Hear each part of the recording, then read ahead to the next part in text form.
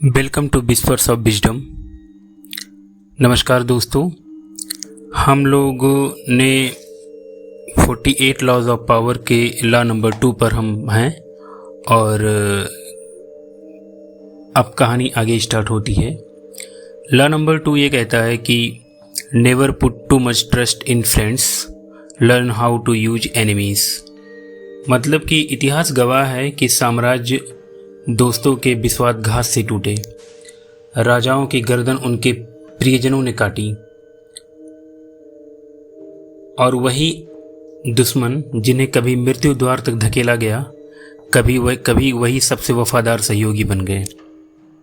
पिछले 2 वीडियो में हमने कहानी पढ़ी थी कि राजा सुंग ने कैसे अपने आसपास के लोगों को हराया और वो चाहते थे कि लोग उनसे या तो दोस्त बन जाए या तो उनसे दूर हो जाएं। तो कहानी आगे बढ़ते हैं। कहानी है कि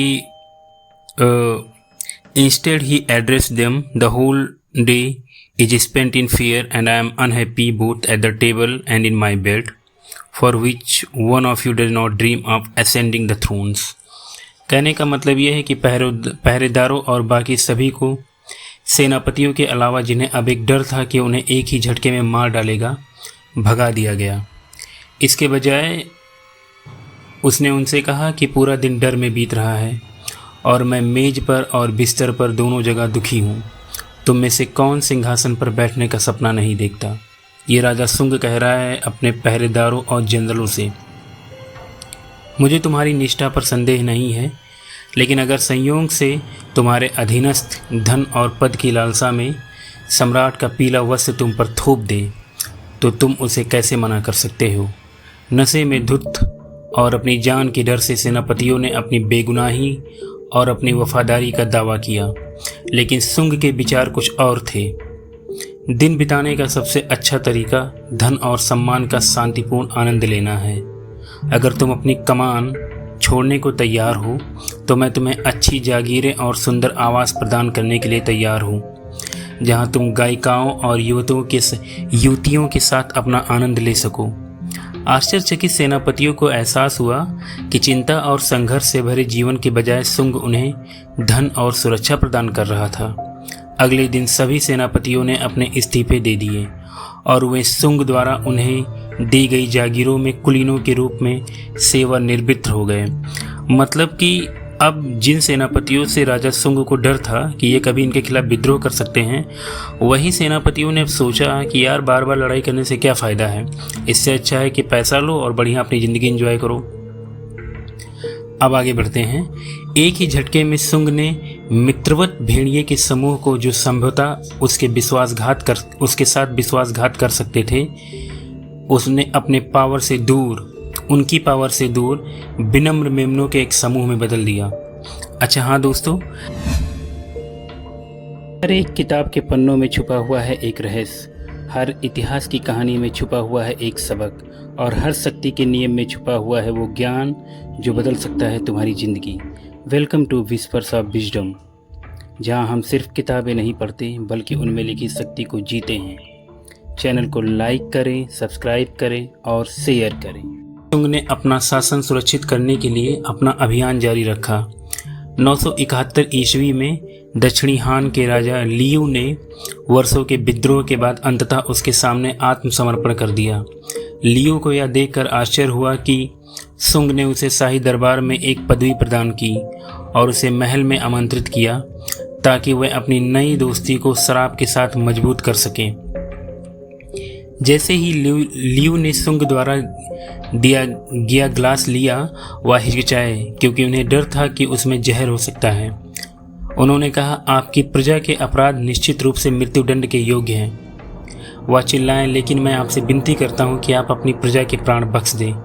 वास्तव में मैं यह शराब पीने का साहस नहीं कर सकता। सम्राट सुंग हंसे, लियू से ग्लास लिया और वे स्वयं गटक गए। उसमें जहर नहीं था। तब से लियू उनके सबसे विश्वसनीय और वफादार मित्र बन गए। उस समय चीन कई छोटे छोटे राज्यों में बंट गया था। जब इनमें से एक राज्य के राजा चेंसू पराजित हुए तो सुंग के मंत्रियों ने सम्राट को इस विद्रोही को बंदी बनाने की सलाह दी थी। उन्होंने ऐसे दस्तावेज प्रस्तुत किए जिनसे साबित होता था कि वह अभी भी सुंग की हत्या की साजिश रच रहा था। हालांकि जब चेंसू सम्राट से मिलने आए तो उन्हें बंदी बनाने के बजाय सुंग ने उनका सम्मान किया। उन्होंने उन्हें एक पैकेट भी दिया जिससे उन्होंने पूर्व राजा से कहा कि वह घर पहुंचने पर खोले। चेंसू ने वापसी यात्रा में उस बंडल को खोला और देखा कि उसमें उनकी साजिश के सभी दस्तावेज थे। चेंसू को एहसास हुआ कि सुंग को उनकी हत्या की योजना के बारे में पता था, फिर भी उन्होंने उन्हें बख्श दिया। इस उदारता ने उन्हें जीत लिया और वे भी सुंग के सबसे वफादार जागीरदारों में से एक हो गए। अब इस कहानी से हमें क्या सीख मिलती है दोस्तों, ये समझें। एक चीनी कहावत है कि दोस्तों की तुलना किसी खतरनाक जानवर के जबड़ों के और दांतों से करती है। अगर आप सावधान नहीं रहें तो वह आपको कच्चा चबा जाएंगे। सम्राट सुंग जब गद्दी पर बैठे थे तब उन्हें पता था कि वह किन जबड़ों के बीच से गुजर रहे हैं। सेना में उनके दोस्त उन्हें मांस की तरह चबा जाएंगे और अगर वह किसी तरह बच भी गए तो सरकार में उनके दोस्त उन्हें रात के खाने में खा जाएंगे। मतलब सम्राट सुंग को मरना तय था। इसीलिए सम्राट सुंग ने कुछ अलग रास्ता अपनाया। सम्राट सुंग का मित्रों से कोई लेना देना नहीं था। वह अपने साथी सेनापतियों को शानदार संपदाओं का लालच देकर उनसे दूर रखता था। यह उन्हें नपुंसक बनाने का उन्हें मारने से कहीं बेहतर तरीका था, क्योंकि ऐसा करने से दूसरे सेनापति बदला लेने के लिए प्रेरित नहीं होते। और सुंग का मित्र मंत्रियों से कोई लेना देना नहीं था। अक्सर वह उसकी प्रसिद्ध जहरीली शराब का प्याला पीकर ही दम लेते थे। दोस्तों पर निर्भर रहने के बजाय सुंग ने एक के बाद एक अपने दुश्मनों का इस्तेमाल किया और उन्हें कहीं ज़्यादा भरोसेमंद बना लिया। जहां एक दोस्त ज़्यादा से ज़्यादा एहसानों की उम्मीद रखता है और ईर्ष्या से उबलता रहता है, वही इन पूर्व दुश्मनों को कुछ भी उम्मीद नहीं थी और उन्हें सब कुछ मिला। किसी को गद्दी मिली, किसी को धन मिला, किसी को औरतें मिली। जिस व्यक्ति को अचानक गिलोटिन से बचा लिया जाता है वह सचमुच एक कृतज्ञ व्यक्ति होता है और उस व्यक्ति के लिए दुनिया के कोने कोने तक जाएगा जिसने उसे माफ़ कर दिया है। समय के साथ ये पूर्व दुश्मन सुंग के सबसे भरोसेमंद दोस्त बन गए और सुंग अंततः तख्तापलट, हिंसा और गृह युद्ध के पैटर्न को तोड़ने में सक्षम हो गया। सुंग राजवंश ने 300 से अधिक वर्षों तक चीन पर शासन किया। गृह युद्ध के चरम पर अपने भाषण में अब्राहम लिंकन ने दक्षिणी लोगों को एक ऐसे साथी इंसान बताया जो भूल में थे, जिनसे गलतियां हो गई थी। एक बुजुर्ग महिला ने उन्हें इस बात के लिए फटकार लगाई कि उन्होंने उन्हें ऐसे अपूर्णीय दुश्मन नहीं कहा जिनका नाश होना जरूरी है।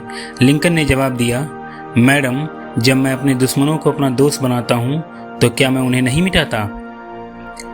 सत्ता की कुंजी, मतलब कहने का मतलब क्या, इस चीज़ों से हम सीख क्या ले रहे हैं? वो सीख ये है कि ज़रूरत के समय अपने दोस्तों का मदद लेना स्वाभाविक है। दुनिया बहुत कठोर है और आपके दोस्त इस कठोरता को कम कर देते हैं। इसके अलावा आप उन्हें जानते भी हैं। जब आपका कोई दोस्त आपके साथ है तो किसी अजनबी पर निर्भर क्यों रहें? समस्या यह है कि आप अक्सर अपने दोस्तों को उतना नहीं जानते जितना आप सोचते हैं। दोस्त अक्सर बहस से बचने के लिए बातों पर सहमत हो जाते हैं। वह एक दूसरे को ठेस न पहुंचाने के लिए अपनी अप्रिय खूबियों को छिपा लेते हैं। वह एक दूसरे के चुटकुलों पर जोर जोर से हंसते हैं, क्योंकि ईमानदारी दोस्ती को कभी मजबूत नहीं बनाती। ये बात बहुत इंपॉर्टेंट है। ईमानदारी दोस्ती को कभी मजबूत नहीं बनाती। इसलिए आप कभी नहीं जान पाते कि एक दोस्त की सच्ची भावनाएं क्या होती हैं। दोस्त कहेंगे कि उन्हें आपकी कविताएं पसंद है, आपका संगीत पसंद है, आपके कपड़ों के स्वाद से ईर्ष्या करते हैं। हो सकता है कि वे सच में ऐसा कहते हों, लेकिन अक्सर ऐसा नहीं होता। जब आप किसी दोस्त को नौकरी पर रखने का फैसला लेते हैं तो आपको धीरे धीरे उसके छिपे हुए गुणों का पता चलता है। अजीब बात है कि आपकी दयालुता ही सब कुछ बिगाड़ती है। यह बड़ी इंपॉर्टेंट लाइन है कि हम दोस्त को दोस्त समझ के नौकरी देते हैं। लोग यह महसूस करना चाहते हैं कि वह अपने सौभाग्य के हकदार हैं। किसी उपकार का मिलना दमनकारी हो सकता है। इसका मतलब यह है कि आपको इसलिए चुना गया है क्योंकि आप एक दोस्त हैं, जरूरी नहीं कि इसलिए कि आप इसके हकदार नहीं हैं। दोस्तों को नौकरी रखने पर एक तरह की कृपालता छिपी होती है जो उन्हें गुप्त रूप से कष्ट पहुंचाती है। यह चोट धीरे धीरे सामने आएगी, धीरे थोड़ी और ईमानदारी, इधर और उधर नाराजगी और ईर्ष्या के भाव, और आपको पता भी ना चले कि आपकी दोस्ती फीकी पड़ जाती है। दोस्ती को फिर से जिंदा करने के लिए आप जितने भी ज़्यादा उपकार और उपहार देंगे, आपको उतनी ही कम कृतज्ञता मिलेगी। कृतज्ञता का एक लंबा और गहरा इतिहास है। इसने अपनी शक्ति का प्रदर्शन जरूर किया है। इतने सदियों से यह वाकई आश्चर्यजनक है कि लोग उन्हें कमतर आंकते हैं। सावधान रहना बहुत बेहतर बात होता है। अगर आप अपने दोस्त से कृतज्ञता की उम्मीद नहीं करते, तो जब वह कृतज्ञता दिखाएंगे तो आपको सुखद आश्चर्य होगा। दोस्तों का इस्तेमाल करने या उन्हें काम पर रखने की समस्या यह है कि यह अनिवार्य रूप से आपकी शक्ति को सीमित कर देगा। मतलब आप अपने दोस्तों के काम में बहुत ज़्यादा रोक टोक नहीं कर सकते हैं। दोस्त शायद ही कभी वह होता है जो आपकी सबसे ज़्यादा मदद कर सकता है, और अंततः कौशल और योग्यता मित्रतापूर्ण भावनाओं से कहीं ज़्यादा महत्वपूर्ण होते हैं। मतलब कि एलिजिबिलिटी और कॉम्पिटेंस और स्किल्स, ये दोनों बहुत ज़्यादा इम्पोर्टेंट हैं। किससे? दोस्ती से। हमने पिछली कहानी में भी पढ़ा था कि माइकल तृतीय की नाक के नीचे एक ऐसा व्यक्ति था जो उसे सही राह दिखा सकता था और उसे जिंदा रख सकता था। वह था बर्दाश्त। सभी कामकाजी परिस्थितियों में लोगों के बीच एक तरह की दूरी जरूरी होती है। आप काम करने की कोशिश कर रहे हैं, दोस्ती बनाने की नहीं। दोस्ती चाहे सच्ची हो या झूठी, बस इस तथ्य को छिपाती है। इसलिए शक्ति की कुंजी यह तय करने की क्षमता है कि सभी परिस्थितियों में आपके हितों को सबसे बेहतर तरीके से कौन आगे बढ़ा सकता है। दोस्ती के लिए दोस्त बनाएं, लेकिन कुशल और योग्य लोगों के साथ काम करें। यह बहुत इंपॉर्टेंट लाइन है कि choose friend for friendship but work with the competence people. दूसरी ओर आपके दुश्मन एक अनछुई सोने की खान है, जिनका दोहन करना आपको सीखना होगा।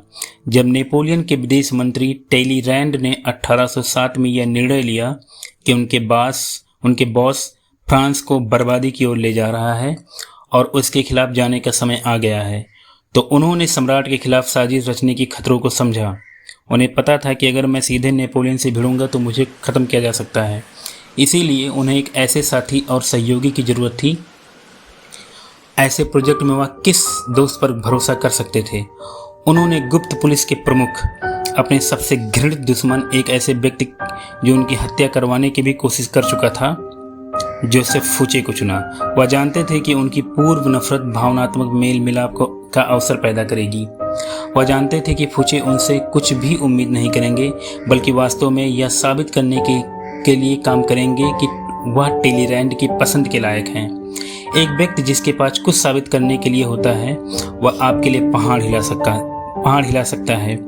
अंततः वह जानते थे कि फूचे के साथ उनका रिश्ता पारस्परिक स्वार्थ पर आधारित होगा और व्यक्तिगत भावनाओं से दूषित नहीं होगा।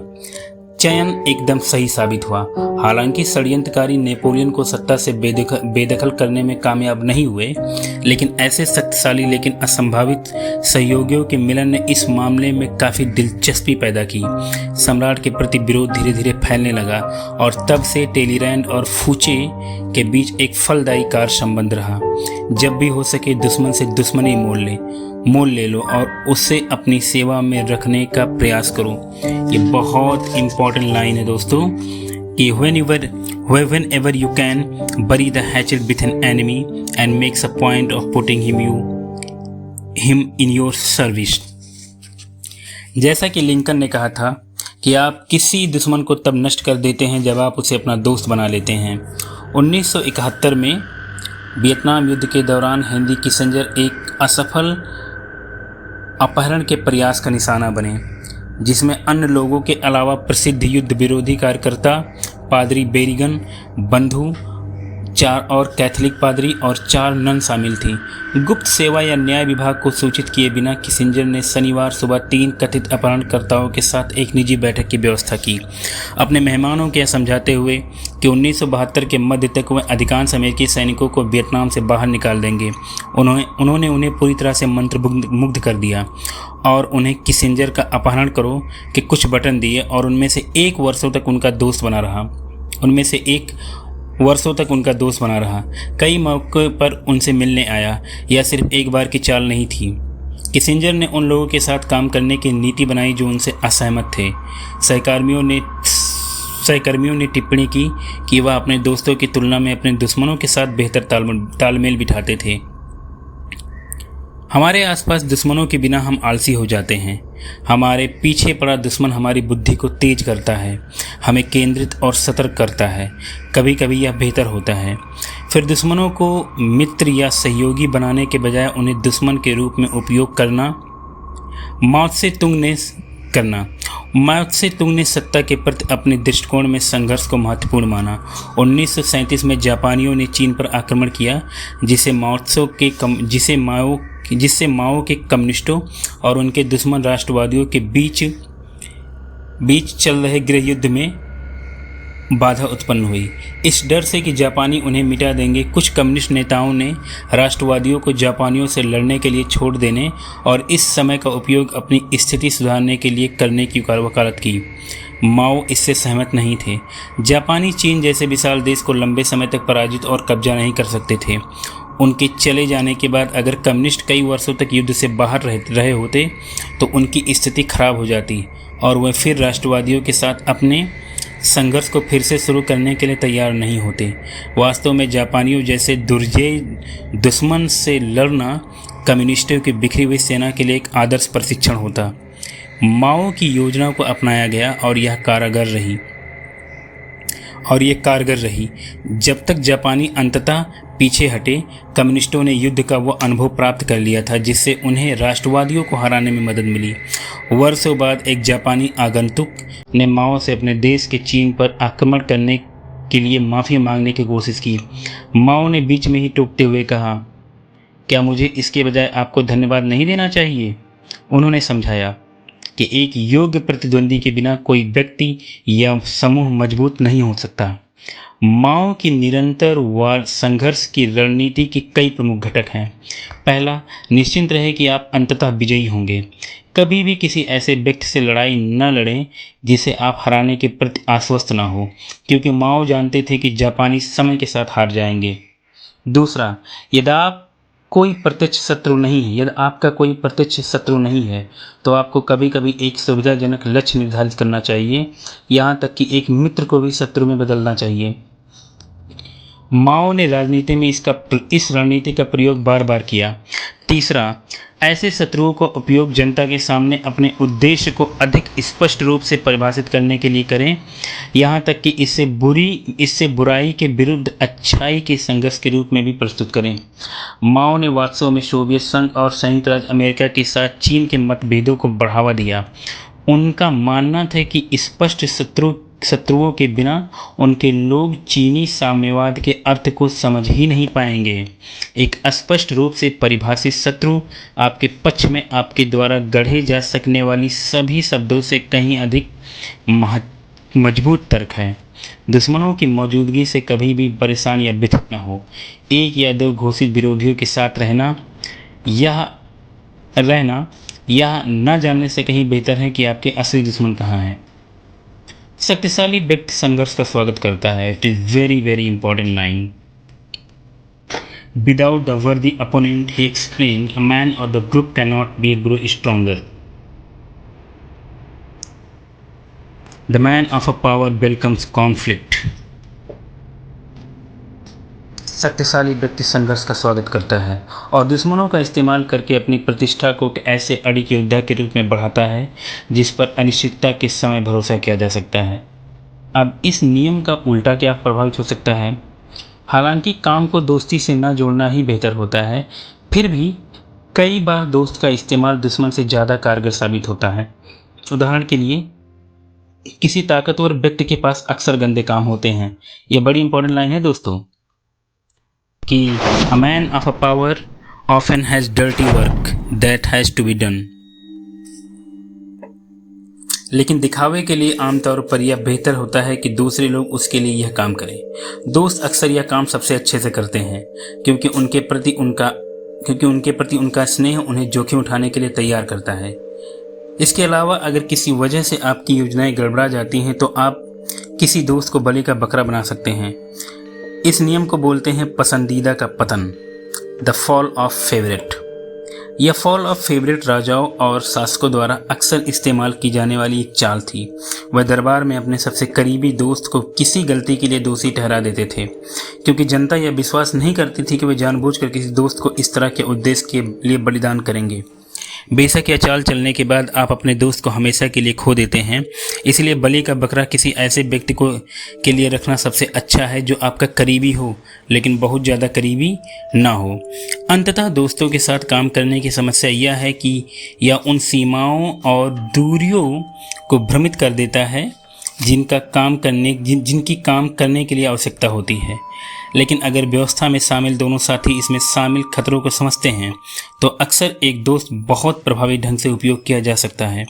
हालांकि ऐसे किसी भी प्रयास में आपको अपनी सतर्कता कभी कम नहीं करनी चाहिए। ईर्ष्या और कृतज्ञता जैसे भावनात्मक उथल पुथल के किसी भी लक्षण के प्रति हमेशा सतर्क रहें। सत्ता के क्षेत्र में कुछ भी स्थिर नहीं होता।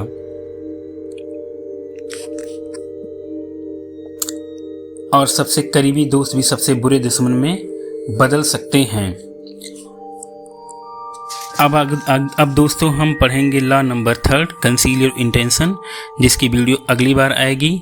और आप ऐसे ही चैनल को सब्सक्राइब करें। और मेरे पास बहुत सारी किताब है जिनको मैं पढ़ूंगा, आपके साथ शेयर करूंगा। अभी फ़िलहाल 48 लॉज ऑफ पावर है, फिर हम पढ़ेंगे the art of seduction by Robert Greene. ऐसे ही अपना प्यार बनाए रखें।